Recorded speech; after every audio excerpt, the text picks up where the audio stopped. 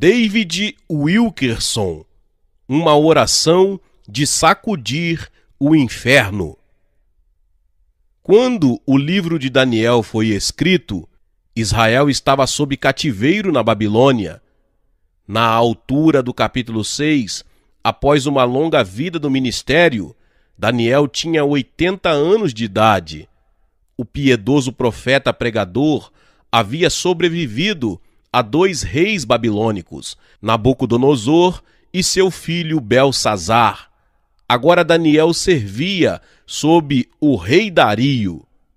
Em todos os seus muitos anos de ministério, Daniel sempre foi um homem de oração. E agora, idoso, ele não pensava em parar. As Escrituras não trazem menção de Daniel estar esgotado ou desencorajado. Nada diz de ele ter um pé de meia ou uma casa de campo, onde poderia passar seus anos dourados sem nenhuma responsabilidade. Pelo contrário, Daniel estava só começando. As Escrituras mostram que mesmo chegando aos 80, as suas orações sacudiam o inferno, enfurecendo o diabo. Por essa época, o rei Dario havia promovido Daniel ao posto mais elevado daquela terra. Daniel agora era um dos membros de um triunvirato e governava sobre os príncipes e governadores de cerca de 120 províncias. A Bíblia até diz que Dario favorecia Daniel em relação aos outros 2 co-presidentes.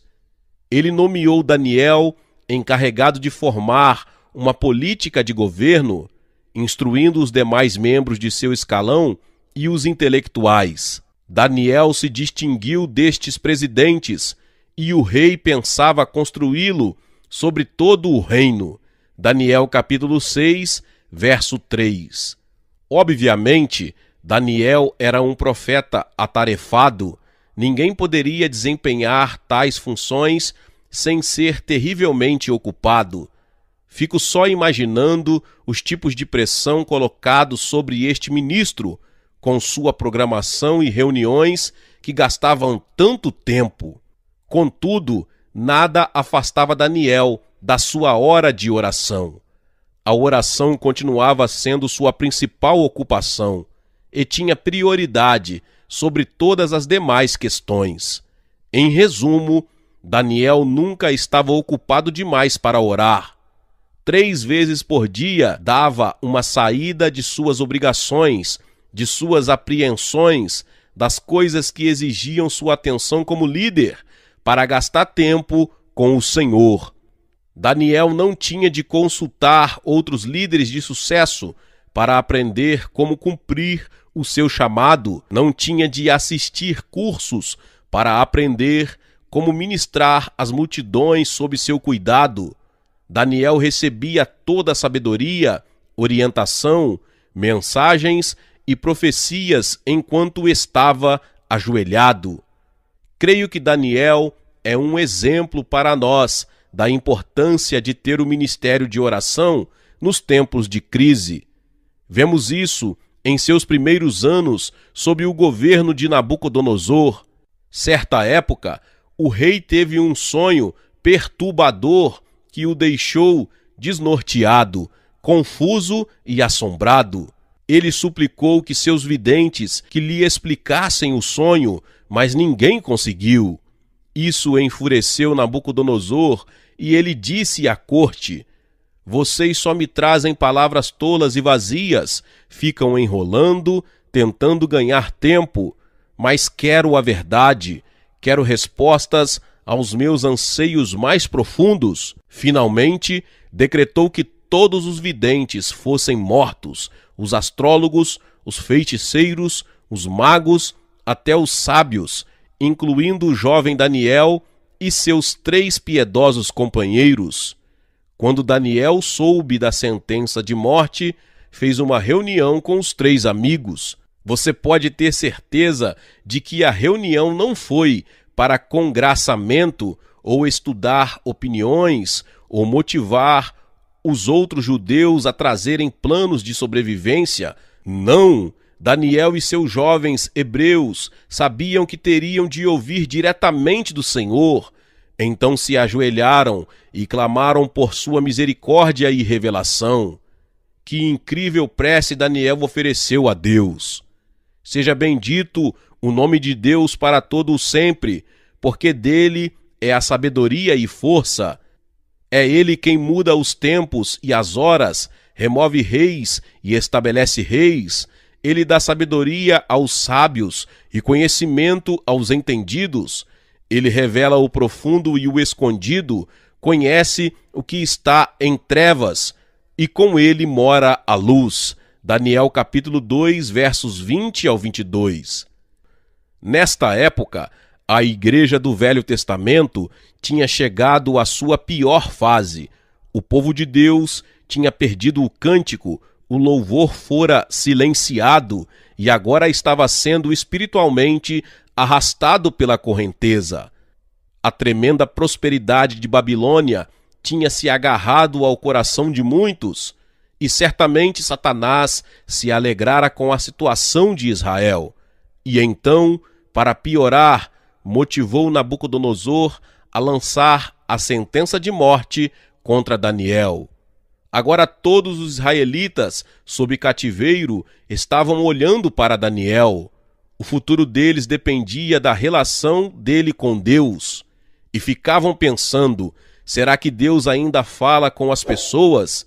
Será que alguém é capaz de fazer a leitura dos tempos e saber o que está acontecendo? Quem pode discernir os segredos do Senhor? Daniel sabia exatamente o que estava ocorrendo e poderia ter agido de inúmeras maneiras. Ele poderia ter organizado uma grande marcha à capital para pedir justiça aos judeus.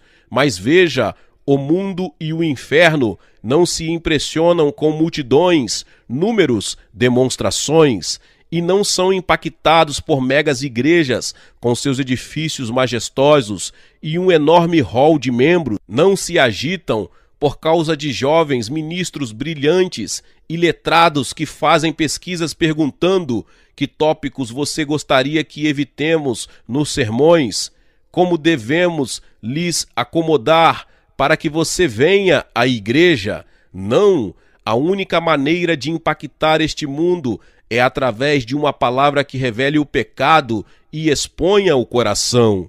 O mundo necessita ouvir a verdade pura do Espírito Santo, que golpeie os espertos e responda ao clamor do coração em dúvida.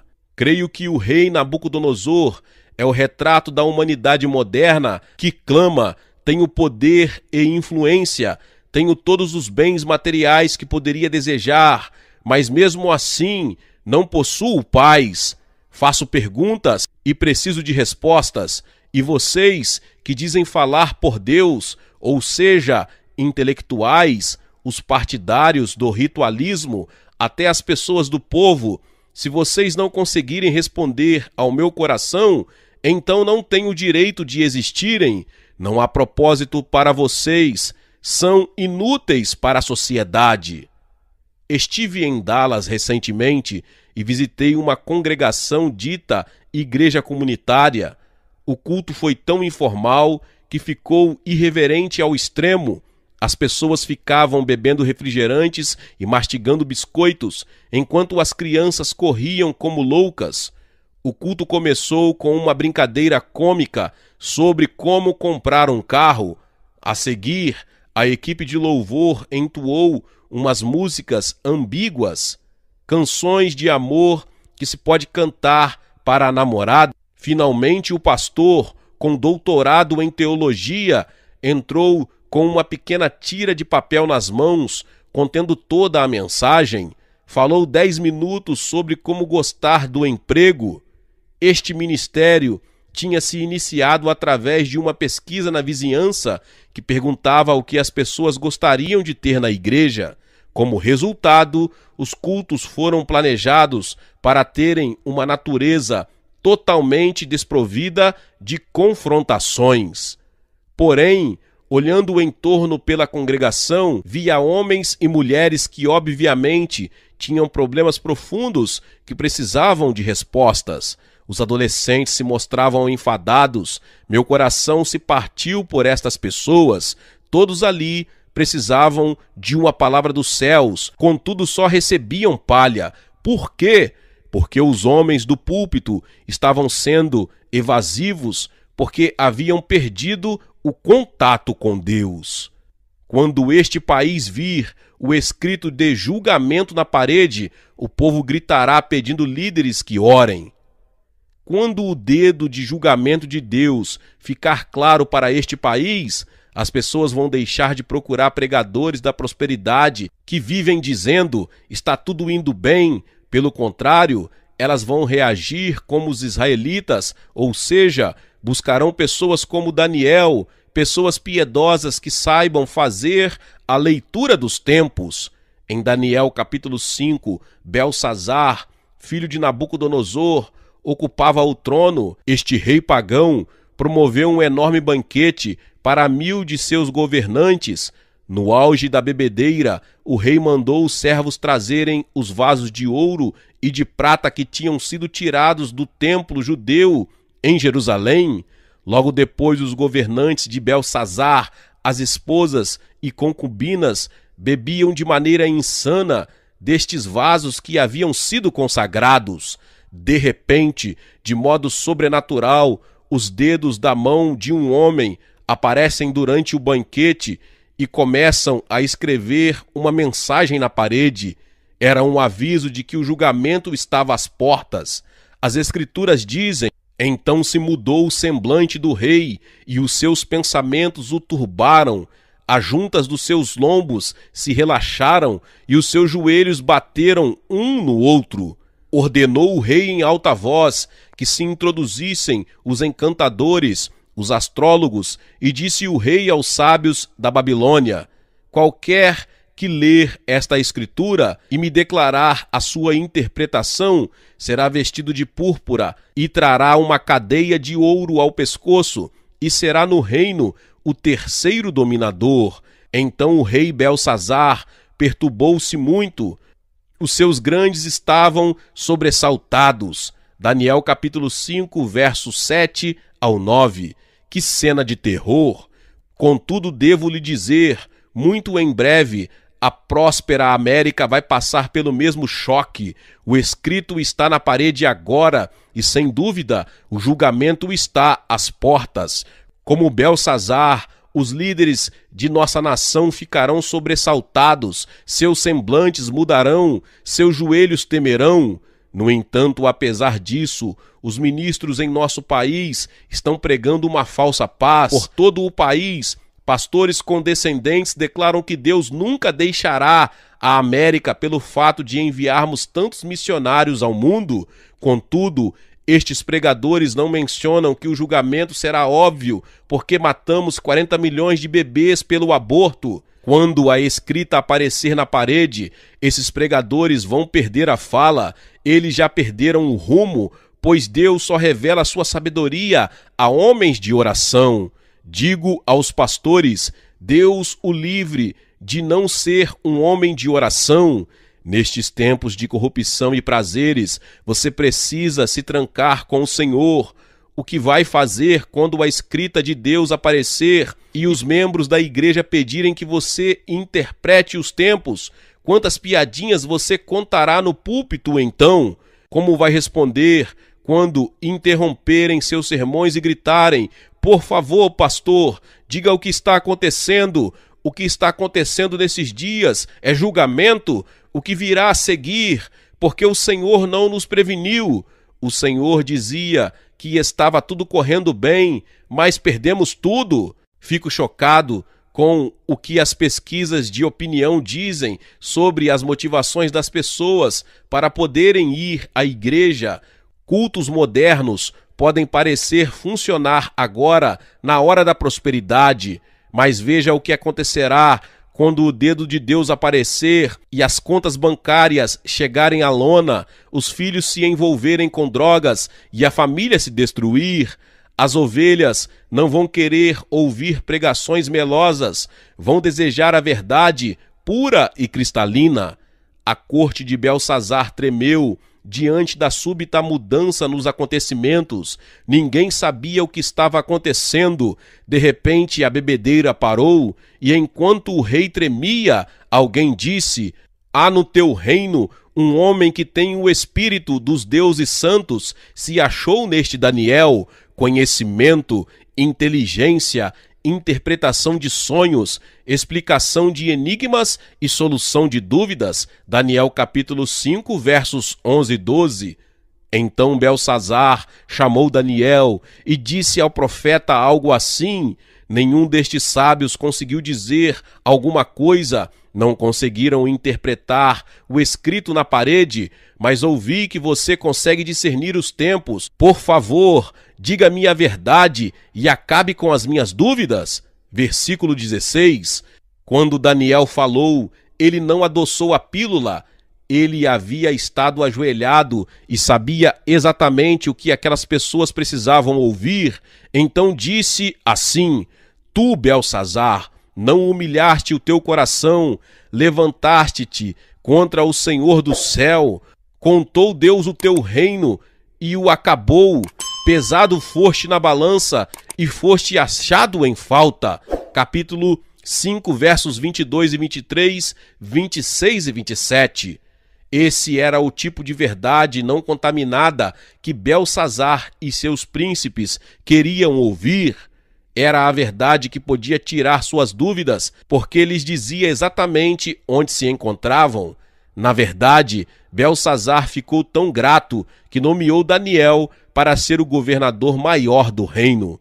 Então, por favor, não me diga que os não convertidos não desejam mensagens convincente e direta. Não é assim? Os problemas se opõem a toda pessoa que ora. Toda pessoa que ora sofre o açoite do inferno, e Satanás vai fazer tudo o que puder para calar suas preces.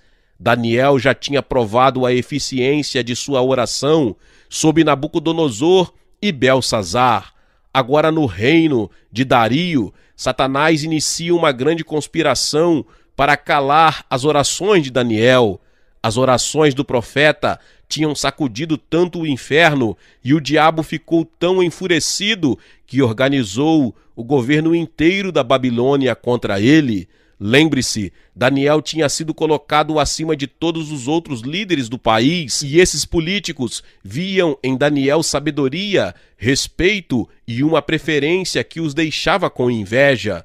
E agora então conspiraram contra ele. Então os presidentes e os sátrapas procuravam achar ocasião contra Daniel a respeito do reino, mas não podiam achar ocasião ou culpa alguma, porque ele era fiel e não se achava nele nenhum vício nem culpa. Daniel capítulo 6, verso 4. Daniel era inculpável, então os líderes da Babilônia não conseguiam lhe pegar em nenhum pecado. Finalmente concluíram que a única maneira de chegar ao profeta seria através do caminhar que ele tinha com Deus. Disseram: nunca acharemos ocasião alguma contra este Daniel, se não a procurarmos contra ele na lei do seu Deus. Quisera Deus que isso pudesse ser dito sobre nós hoje em dia. Esses líderes sabiam que Daniel orava em direção a Jerusalém 3 vezes por dia e atribuíam a preferência de que desfrutava as orações. Então executaram um plano para acabar. Os co-presidentes procuravam lhe envolver em negócios importantes do governo para que não tivesse tempo de orar. Amado, esse é um dos principais artifícios que Satanás usa contra todos os crentes, e é uma conspiração que prevalece especialmente no meio dos pastores. Se você perguntar a um pastor por que ele não ora, ele provavelmente dirá que não tem tempo. As obrigações de pastor lhe consomem tanto que ele tem de usar todo o tempo de sobra para preparar os sermões. A maioria dos cristãos cai na mesma tentação. Dizem: o meu tempo é muito curto para eu orar, o trabalho me consome todo o tempo. Até as donas de casa afirmam: não tenho um minuto no dia para orar. Quando eu consigo vestir as crianças, deixar a casa limpa e preparar as refeições, o tempo acabou. O filósofo Søren Kierkegaard se referiu às ocupações do cristão como sendo um narcótico. Ele observa que elas levam a uma propensão à dualidade mental.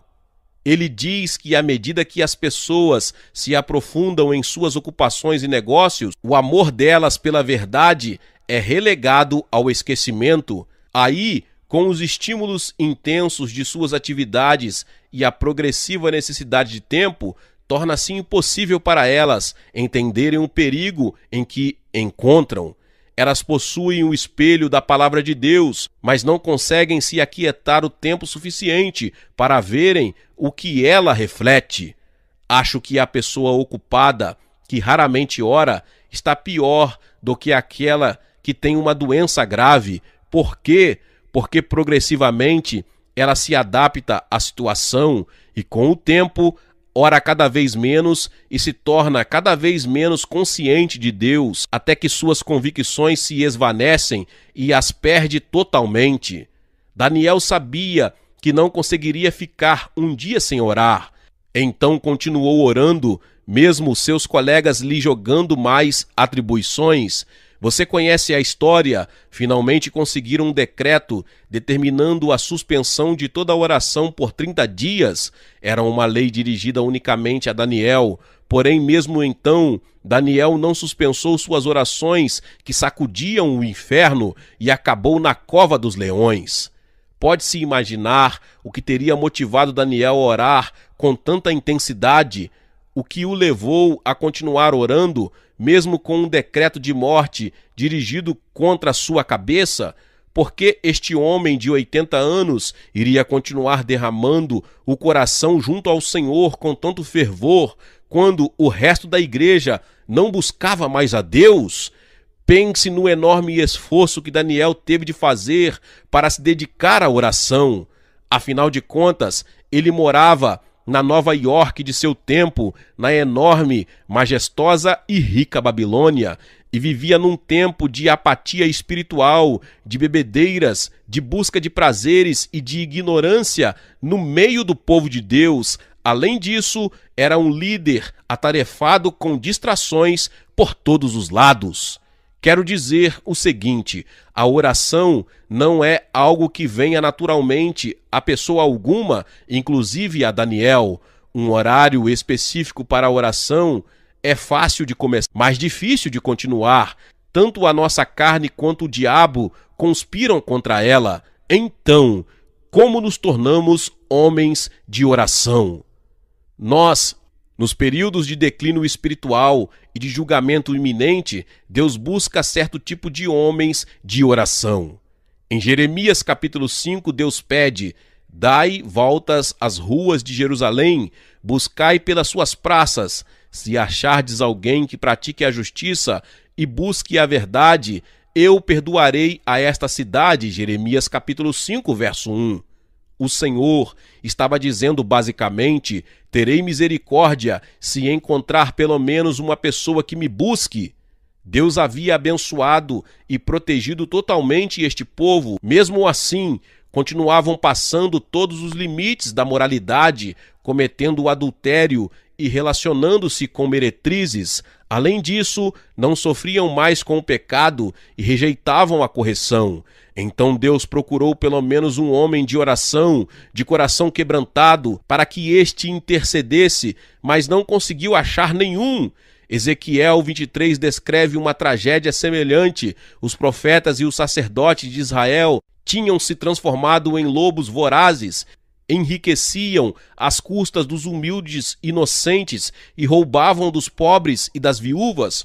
Profanavam a santidade de Deus, não vendo nenhuma diferença entre o puro e o impuro, fechavam os olhos para o pecado e pregavam mentiras declarando de maneira falsa: assim diz o Senhor.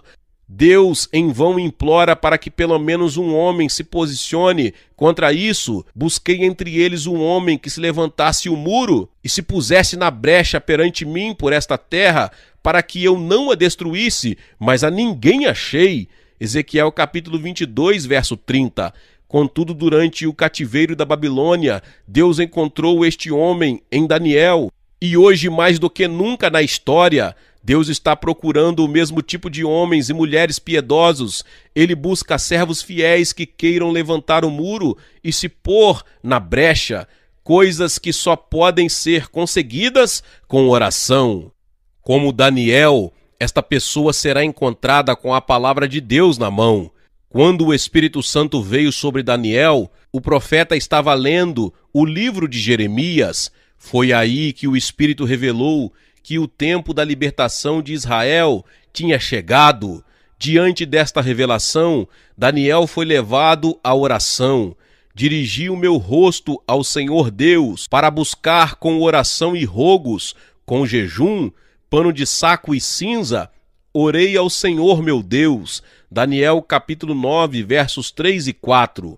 O Espírito de Deus está procurando pelas nações do país, pelos escritórios dos pastores, em busca dos que se aprofundam com diligência na palavra. Servos deste tipo não estão simplesmente procurando conhecimento bíblico, estão em busca do poder espiritual, da mortificação do pecado, da verdade que liberta. Eles veem claramente o que está acontecendo pela terra, pois identificam isso a partir da palavra de Deus. Uma vez que o Senhor, tendo encontrado tais pessoas, Ele as abençoa com o espírito de oração. O servo de oração enxerga a situação da igreja e se identifica com a culpa. Daniel certamente ficou entusiasmado quando entendeu que havia chegado a hora de Deus restaurar o seu povo. Mesmo assim, quando viu a situação espiritual de Israel, o profeta se consternou. O povo estava se saciando com os pecados de Babilônia, buscando prazeres e prosperidade, afastando-se dos padrões morais que antes abraçavam. Daniel sabia que o povo de Deus não estava preparado para receber sua restauração. Ainda assim, será que o profeta ficou fustigando seus compatriotas por causa do pecado? Não. Daniel se identificou com a decadência moral que o cercava. Ele declara: pecamos e cometemos iniquidade, a nós pertence a confusão do rosto, porque pecamos contra ti. Daniel capítulo 9, versos 5 e 8. Creio que o mesmo sucede com a Igreja de Jesus dos dias de hoje. Não estamos em condições de responder ao desejo que Deus tem de realizar uma grande obra de reavivamento em nós. Tal como Israel, ficamos contaminados pelos pecados de nossa sociedade corrupta. Veja isso: uma lei na Califórnia torna obrigatório que a igreja primária ensine que o homossexualismo é um estilo de vida alternativo permitido. A bebedeira se disseminou das faculdades para os cursos de segundo e de primeiro grau, e a internet se transformou numa super estrada para a pornografia. Há quase 30 anos atrás, previ em meu livro A Visão que uma caixa eletrônica trazia formas vis de pornografia para dentro de nossos lares, o videocassete. Hoje, 90% das atividades na internet envolvem pornografia. Em resumo, vivemos numa Babilônia moderna e, tragicamente, os cristãos adotaram o estilo cheio de pecado da sociedade. O nosso ministério sempre recebe cartas de esposas de cristãos dizendo: eu sentia meu esposo se afastando de mim, eu não sabia o porquê. Aí abri a porta de seu escritório e o peguei olhando com lascívia a pornografia da internet. Os jovens, em particular, são presa fácil para a sedução de Satanás. Multidões de jovens cristãos estão baixando o arquivo de música pecaminosa pelo site da Napster. Sei de uma mãe cristã que entrou num curso de informática para descobrir o que o filho adolescente estava baixando. Quando entrou nos arquivos do computador, ficou horrorizada. Eram músicas do assassino Charles Manson, músicas falando de matar policiais, músicas falando de morte, suicídio e todo tipo de promiscuidade sexual. Deus deseja intensamente abençoar o seu povo nestes dias. Contudo, se nossas mentes estão poluídas pelo espírito deste mundo, não estaremos em condições de receber suas bênçãos. Daniel fez uma declaração forte: todo aquele mal nos sobreveio. Apesar disso, não suplicamos a face do Senhor, nosso Deus, para nos convertermos das nossas iniquidades e para nos aplicar-nos à tua verdade. Por isso, o Senhor vigiou sobre o mal e o trouxe sobre nós. Daniel capítulo 9, versos 13 e 14. Daniel estava dizendo: vimos a degradação da nossa terra e vimos nossos pastores buscando seus próprios interesses, toda a sociedade correndo para a destruição. Mesmo assim, não voltamos para a oração. Se pelo menos orássemos, Deus nos teria tirado do pecado. Ele, inclusive, ficou aguardando nossa reação, fazendo promessas gloriosas para nos libertar. Mas nós não demos tempo para ele. Pelo contrário, fomos nos desviando cada vez mais dele, nos saciando nos pecados da sociedade ímpia. É por isso que seu julgamento caiu sobre nós. Você pode perguntar: qual é a oração que sacode o inferno? É aquela que vem do servo fiel e aplicado, que vê seu país e sua igreja caindo cada vez mais no pecado.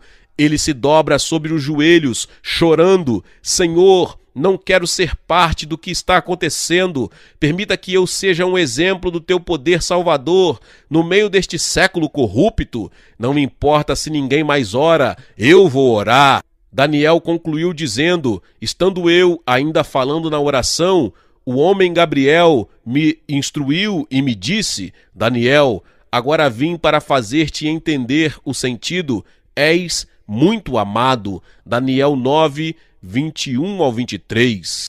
Onde está o povo de oração na casa de Deus hoje? Onde estão os pastores fiéis que buscam o Senhor dia e noite? São esses que receberão a instrução e o entendimento, porque são muitos amados.